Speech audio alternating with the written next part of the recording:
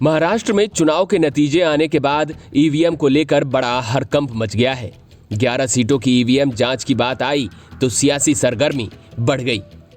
Anti narcotics task force highly professional बंदे higher कीते ने, चाहे वो लॉ अफसर होण, चाहे वो फोरेंसिक दे होण, चाहे होर जांच दे अधिकारी होण, ते अपनी होणगे इन्हां दे। पंजाब सरकार में है नशे के खिलाफ जीरो टॉलरेंस। पंजाब सरकार का एक और कठोर कदम। शिकायत दर्ज करवाने के लिए मैसेज करें 9779100200 पर। नशे के खिलाफ हमारा साथ दें। बड़ी खबर ये आई है कि शरद पवार के पोते युगेंद्र पवार ने अपनी सीट पर हुए चुनाव को लेकर ईवीएम जांच कराने की मांग की है। इतना ही नहीं, उन्होंने इसके लिए अपनी तरफ से करीब 9 लाख रुपए फीस भी भर दी है। दरअसल शरद पवार की पार्टी एनसीपी के बारामती से उम्मीदवार युगेंद्र पवार ने 19 ईवीएम के माइक्रो कंट्रोलर को सत्यापित करने के लिए जिला प्रशासन के पास एक आवेदन दायर किया है।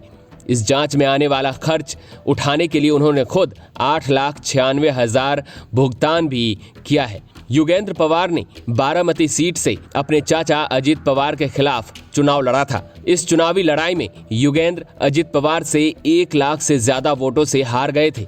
अजित पवार को जहां बारामती सीट पर कुल 1,81,132 वोट मिले थे, तो वहीं दूसरे नंबर पर रहे युगेंद्र पवार को 80,233 वोट ही मिल पाए। अब युगेंद्र अपनी इसी सीट पर हुई वोटिंग की जांच करवाना चाह रहे हैं। इसके अलावा राज्य भर में कई उम्मीदवारों ने इलेक्ट्रॉनिक वोटिंग मशीनों में माइक्रो कंट्रोलर के वेरिफिकेशन के लिए आवेदन दायर किए हैं।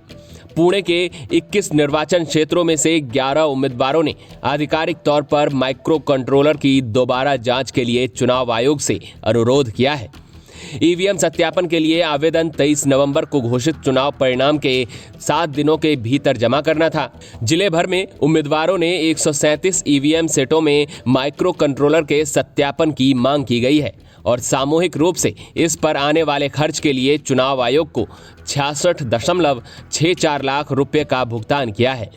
सुप्रीम कोर्ट के निर्देशों के मुताबिक जो उम्मीदवार अपने संबंधित निर्वाचन क्षेत्रों में दूसरे या तीसरे स्थान पर रहते हैं, वो अपने विधानसभा क्षेत्र में इस्तेमाल की गई इलेक्ट्रॉनिक वोटिंग मशीन में से 5% के माइक्रो कंट्रोलर की जांच का अनुरोध कर सकते हैं। उम्मीदवार को इस प्रक्रिया के लिए एक लिखित आवेदन और वेरिफिकेशन पर आने वाले खर्च करने होते हैं। इसी प्रक्रिया के तहत इन उम्मीदवारों ने आवेदन किया है। विपक्ष लगातार ईवीएम पर सवाल उठाता रहा है। इस बीच कांग्रेस नेता वर्षा गायकवाड़ा और अभिनेत्री स्वरा भास्कर ने भी ईवीएम को लेकर सवाल उठाए। जिस तरह से ईवीएम का पूरा मामला चल रहा है, जिस तरह से कम मतलब जहां वोट है उससे ज्यादा वोट गए हैं, बैटरीज के मामले में सवाल किए जाते हैं और मशीन के मामले में तो हमेशा ही सवाल किए जाते हैं।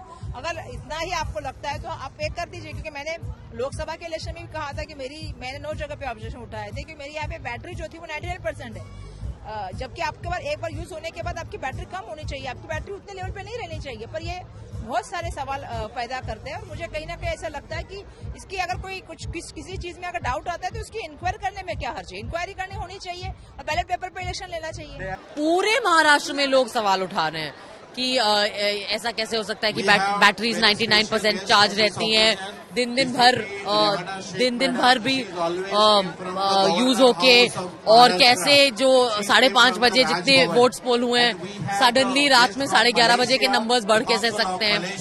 तो ये सब सवाल जो हिंदुस्तान और महाराष्ट्र की जनता है वो तो पूछ ही रही है।